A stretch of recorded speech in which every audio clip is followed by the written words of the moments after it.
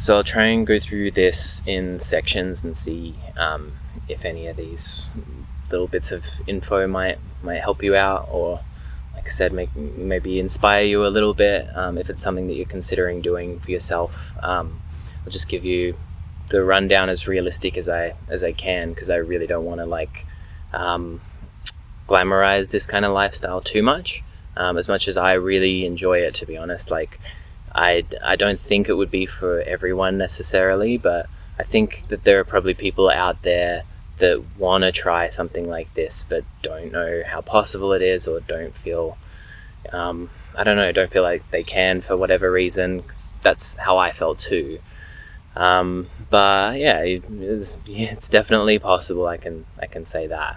So I've got a few points that I've kind of written down. So my van features, I've already touched on that a little bit.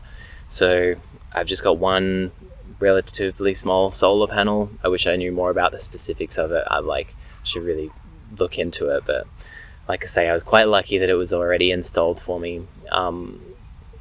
So I've got the solar panel and a deep cycle battery.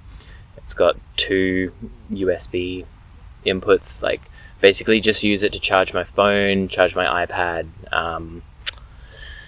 charge just little electronic devices. I can use it to power a fridge, which I do own, but for the 4 months that I've been doing this so far, I haven't turned on the fridge once. That's just me, I guess. Like I said, I like to kind of try and keep it simple, and I think in my head I'm just I don't want to drain the battery too much, or what. I don't really know. Maybe it wouldn't even make a dent, but for me, it's an extra thing that I haven't needed so far, and you might not as well. You might think that you do, but then when you get in the situation, you don't actually need as much as you expect. But it's an option. So yeah, I've got the battery, I've got storage underneath where my bed is, essentially. It's not a huge amount of storage, but it's more than enough, really. If anything, I'm kind of finding that I'm getting rid of more stuff as I go. What else have I got? Yeah, I've got little sort of pull-out kitchen area, but because I kind of live in a pretty built-up area, Melbourne's quite populated. It's the second most populated city in Australia, I think. So I don't really pull out the kitchen all that much in public anyway. I'm trying to kind of be quite stealthy. So I've got that. I've got I don't really know, the curtains, it's nothing too crazy, really. Another thing I thought maybe to mention, and I'm not sure if it's just me, or if it's maybe just an Australian thing, or what. When I was looking into doing this sort of thing, and I was looking into how possible it is to just live out of a vehicle, I found lots of videos and resources that are from America, not as many from Australia, really. And I feel the term van life, it maybe has a bit of a different meaning for a lot of people. I'd kind of call what I'm doing more van dwelling than van life. I guess when I think of van life, I kind of think traveling, and I think temporary, or at least that's kind of the context that I see it used in on YouTube a lot, especially in regards to Australia. I don't see as many people on there doing it full time with regular jobs, I guess. For van life, it seems a lot of the time people doing it, they have a remote job, or they have seasonal work or that sort of thing. I don't have a remote job. Like I said, I'm a hairdresser, so I need to kind of be there physically to do my job. And I've been able to do that fine, living out of the van still. So maybe, yeah, there's a little small distinction, I guess, between the two. And I kind of wanted to, there's another reason that maybe I wanted to make this video too, to kind of show that there is at least me doing this. I'm pretty sure there are other people out there doing it too. It's not necessarily that you actually need a remote job to be able to do this sort of thing. So the costs associated, like, at least for me, I think pretty well my only costs are like my phone, my petrol, and food. That's essentially it, really. Like, the van, like, I think it's a really good idea to have a safety fund, if you can. Like I said, for me, I left with like not that much money behind me, and started this, but since then I've been like really as frugal as I could be to really build up that safety fund, so that when things do inevitably go wrong, then it's not as much of a stress. And I'd really recommend doing that. If you can't, just start off with a safety fund, then like make it a big priority to begin with. Like right now, my tires are due, so they quoted me like $600 for that, and it's not a stress for me because I've got money set aside for that now. So it's really important, because more expensive things than that can go wrong and come up. So and like I say too, like the expenses that I have now are so much less than when I was living in a house. I don't have to pay electricity or water or other utilities, or rent, obviously. None of that. So all that money I could just save, and without really changing my lifestyle too much. I eat out a bit more, but that's kind of like a cost that I'm willing to pay, and there's other options for that too. You could cook. I don't really enjoy cooking unless I'm cooking for someone else or with someone else. And like I say, like in my situation, I'm trying to be pretty low key and stealthy, so I don't want to be getting out cooking supplies and things. I want to be as kind of unnoticeable as possible, but that's a way that you can save money for sure. I have really cheap breakfast and lunch, and then for dinner I eat out, and I try and limit, like I kind of try and aim for no more than like spending $30 a day, maybe, like probably between 30 and 50 maybe. So over a week, what's that, like $350 or something, plus petrol. It's just it's a lot. You need it's a lot less money than what you need if you're renting or paying a mortgage.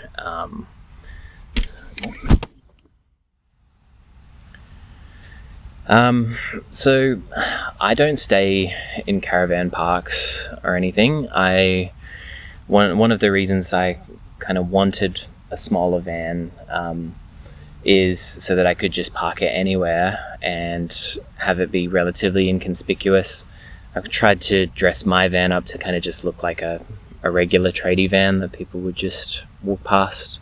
I've got the windows tinted, and I've got like a high-vis vest on the front seat. So here in Victoria, the law, at least as I've found it, is that it's legal to sleep in your vehicle, but there are certain councils that have their own restrictions around it, and you can be potentially fined, or you can be moved on, essentially. I have parked all over Melbourne since being here. I parked and slept like every side of the city, and even quite close to the CBD. And I, so far in the past 4 months, haven't been bothered at all. Like, nobody's knocked on my door or asked me to move on, and I was really quite kind of anxious about that to begin with. But I think the way I see it a bit more now is like especially during like a housing crisis right now, like I feel like I will have a lot more to say about it now if someone does kind of knock on my door and try and move me on. I'm still gonna be, polite and reasonable, but like at the end of the day, like what are you supposed to do? Like it's just, it's silly. So I think it's fine. Like if you're being quite low key, if you're keeping to yourself and not causing heaps of noise, not leaving behind rubbish or anything. Like I wherever I stay, I try and leave it in the same state that it was before I got there.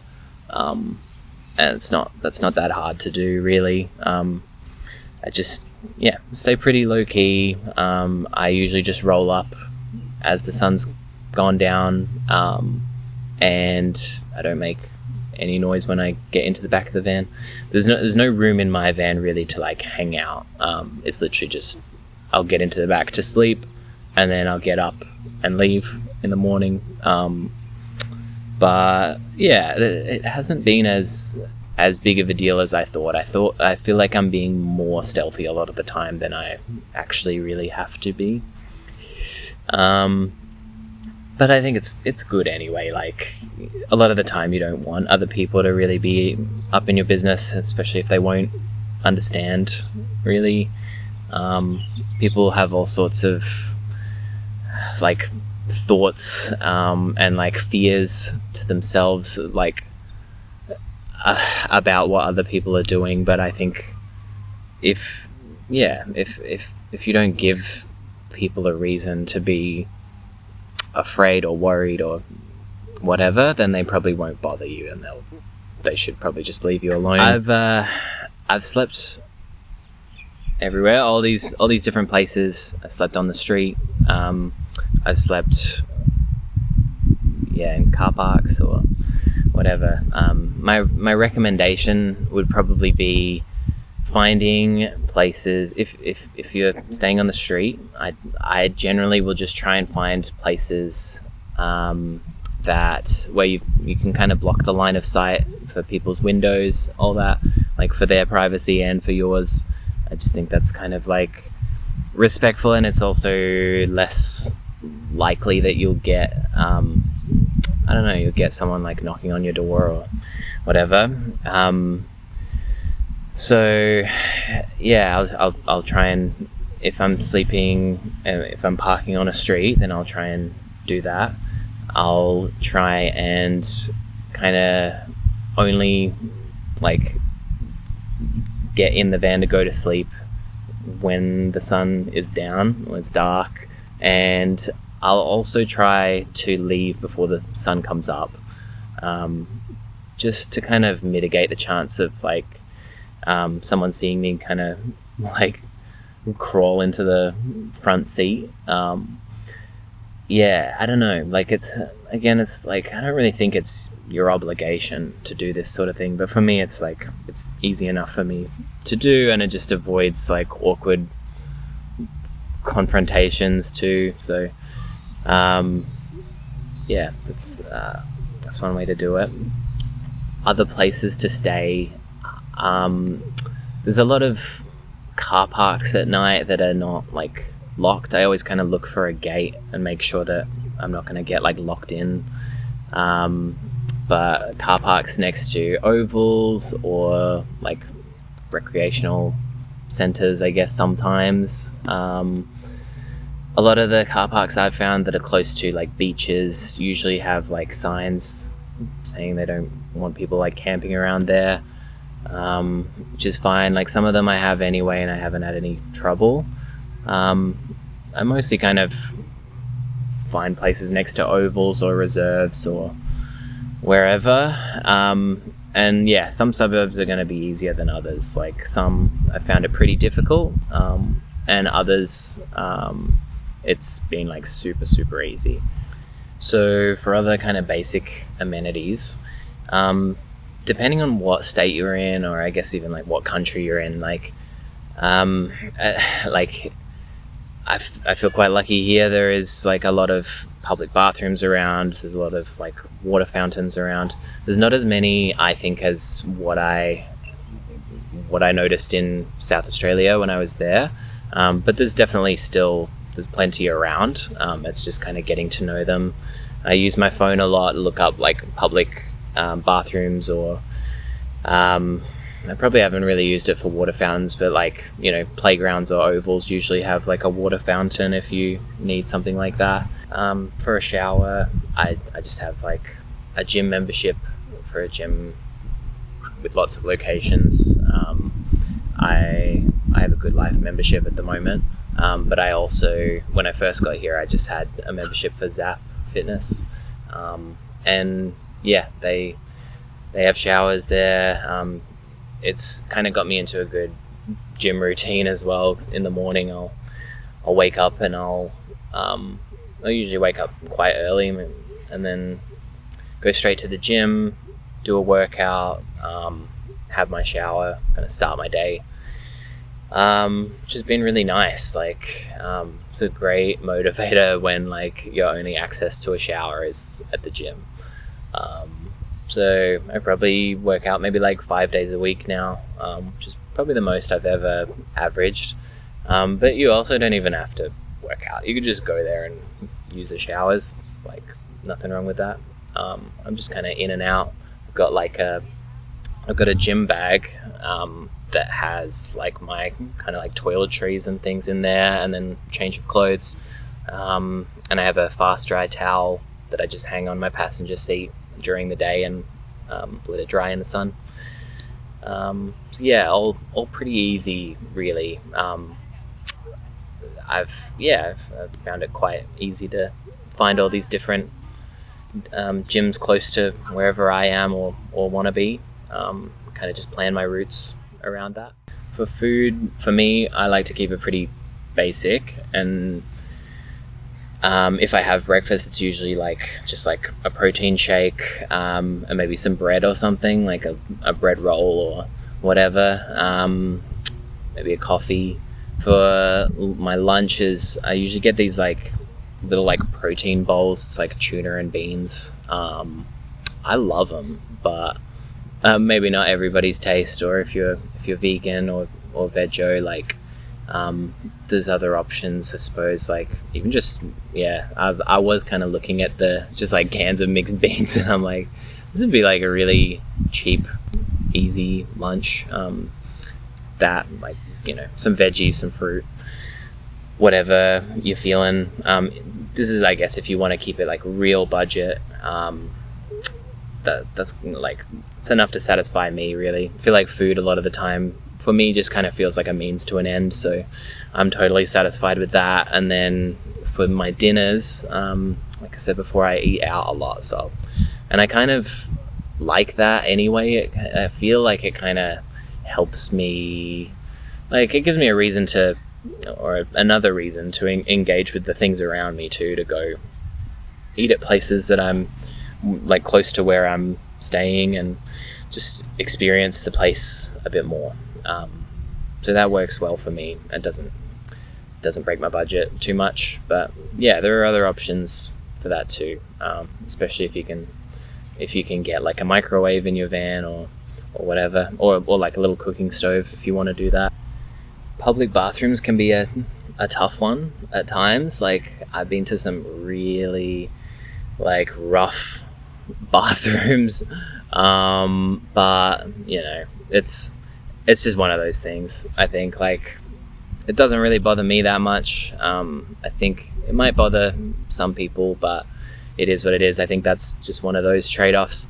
There's definitely some that are nicer than others. Like usually like mall bathrooms are a lot better, I've found, than bathrooms at like ovals or outdoor areas, I guess.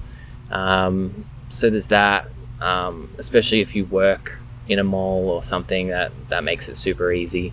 When I first got here, I was working between 2 malls, and they were great. It's like I could just use their bathrooms when I get there or when I leave. One thing I was really struggling to kind of get used to at first was not having like my own space to kind of retreat to. So I feel like I am someone who really needs like quiet space to like recharge and be on my own and do my thing. Like just, I don't know, play like a game on my iPad. I've been playing heaps of Magic the Gathering on my iPad. I need that. And at first I was like, that was maybe my first kind of big struggle, until I discovered this thing that we just have that a lot of people don't use, including myself before doing this. And that's public libraries. Like, they're so great, and like I'm such a big fan and advocate now. Like, I didn't even realize this wild stuff available in a lot of public libraries now. It's like even like movie nights, or a client of mine the other day was telling me about this library that even has like a 3D printer that you can book time with. There's libraries with like little like podcasting areas, or like just even just the general, like, you know, quiet study areas or meeting rooms and things like that. It's all like available. I mainly just use them for like comfy place to hang out and sit, and I can charge my phone and my iPad while I'm using them too, because if I take them outside like right now, you know, like I'm running out of battery as I do it. So that has been a huge one for me. I think like the longer I've been doing this, the more kind of comfy and at ease I am just being outdoors more of the time. But it is really nice to have the library to retreat back to as well. It kind of feels like my room. I think I didn't realize how like accustomed I was to having that space. If you don't have a big van, or if your circumstances are meaning that you're having to move into your car or something like that, anywhere, like, I would really recommend getting to know like your local libraries. They're just so great. Like, often the people working there are super, super lovely as well. Fresh water too most of the time. Like, definitely check the libraries out, even if you're not a big reader or anything. So the next one is maybe a bigger topic, but I wanted to talk about safety, because a lot of people ask me about that, I guess, when I talk to them in person about living in a van. I personally, I don't think I've ever felt so safe. Like, I feel safer in this position than I did renting. Like, and I think safety can mean like different things for different people too. Like, maybe for some people it means like, are you afraid, you know, of like someone breaking into the van, or I don't know, someone stealing the van, or me, I don't know, getting assaulted or something, because I sometimes like sleep on the streets or whatever. Like, I tend to think that the safety we kind of think we have, a lot of the time it's kind of just an illusion, really. Like, and I think, again, like, the pandemic really kind of showed that too. Like, the security that a lot of people thought that they had, like, it's just gone.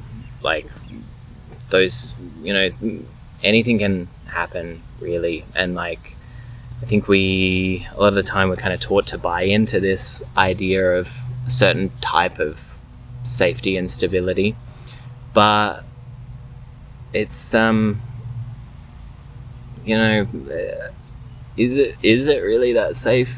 I guess, for instance, it's like like, I feel if I kept doing what I was doing, then in 30 years time, like, I'll kind of have nothing. I'll I'll just, I'll have nothing, and I will have still worked hard and like done the things that you're like supposed to do, but I wouldn't. I doubt that. I guess I would see some sort of benefit from it in the future. I really doubt I'd be able to afford a house, and I feel like I would just get more and more financially stressed to the point where I would just want to like give it up. Safety, like in terms of being broken into, like you can be broken into in your house as well. Like, I mean, that's happened to me before, in a rental I was living in. I kind of feel, and this may be like a little naive, I think, but I feel if someone does break into my van while I'm in there, they're not likely gonna be, then I don't feel too worried about my safety in that kind of instance. I feel like someone trying to do that is probably trying to just like steal some shit to sell, and like if they noticed someone in the van, then like they're probably just getting out of there, right? Like, I've read a bunch of stories from other people who live in vans of things like that happening. Seems like a lot of the time people just leg it afterwards. It might happen, but it's not too much of a concern for me. When I'm not in the van, I always leave like a wheel lock on there. I try and, when I'm parking to sleep, I try and park under, in like well lit areas, I guess. And that can be an advantage too of parking on streets or whatever, because like if it's well lit, if there's potentially people around, then that can kind of offer a bit more safety. But yeah, like I say, like security, it's not always what you think. I think like I'd really kind of question what that means to you, and maybe how you can make that work in this sort of situation. One thing safety wise that really is worth considering, I would say, is like temperature. So the insulation job that I did is definitely like, it's not perfect by any means, but seems to be doing enough. Like I was quite worried about the heat, and the first time, because yeah, here in Australia it can get quite hot obviously, but Melbourne's like relatively cool, and it's in the middle of summer right now, and it's been a pretty mild summer from what I'm used to, and I'm hearing a lot of people who live here say that it's quite a like hot summer. So I haven't had any nights so far where I like couldn't sleep due to heat. I've got like a little fan that just plugs into my battery, and I keep it on the lowest setting just to keep the noise to a minimum too, because I don't think it's really like, I don't think you can really hear it from the outside of the van when it's on that setting.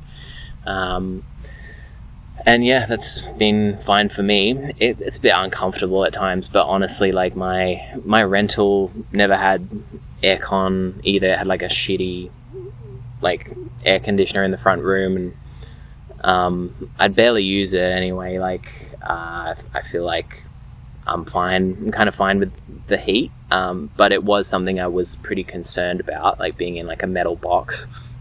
So the first night when it was over 40 degrees, I got a room at like a pub, and honestly, like it's kind of bad. Like it was really hot there anyway, and like they said they had aircon, and their aircon was like an Anko fucking fan. Like I probably would have been better off just in the van, but it was kind of nice to just have access to like a shower that was right there. So like, so it was cool, but like that was the only time when I got a room due to heat, and there's been plenty of other 40 degree days where I've still slept in the van at night. I just kind of park it near the ocean if I can, and yeah, it's been been fine. I kind of check the weather apps quite a lot to see like when it's supposed to cool down, so I can get a feel for that and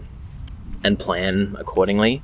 I really would recommend though, like definitely just have a plan for the heat, and for the cold too, potentially. Like again, this might be me being a bit naive, but I kind of just feel I'm much less worried about the cold. But a few of my friends have brought that up too, and I'm like, surely I can just get more quilts, right? Like right now I've got like one quilt, a like little blanket, and a sleeping bag as well. I only really use the quilt, and a lot of the time I don't even really use that, but I think that'll be enough to keep me warm, but I guess we'll see. Or maybe I'll do an update when it is a bit colder, or if I move somewhere colder. But for the heat too, potentially depending on your job, like I think with Australia, it's kind of cool. You could go up north if you like it a bit hotter. You can go all the way down south to Tassie if you like the cooler weather. So you can kind of plan around that. You could even bounce between the two to kind of balance the weather that you like. Again, kind of depending on the work that you do. In terms of resources as well, like for me, I used a lot of YouTube, especially Bob Wells over in the US. I don't know him, but he seems like a bit of a legend, really. Like, I love what he's about. I think it's really cool. Like, he has a lot of similar ideas to me on this sort of subject, and is a big like advocate for the amount of freedom that you can get from living like a nomadic lifestyle, or just living in an alternative way that better suits your own needs. Getting out of the rat race, I guess, as well, is like a big thing with him. I'd definitely recommend his channel, Cheap RV Living. Cool dude. I love listening to his videos and his interviews with a lot of other people that do similar sort of things. But yeah, like YouTube's a great resource. I kind of feel like if you've stumbled across this anyway, then you probably already know that.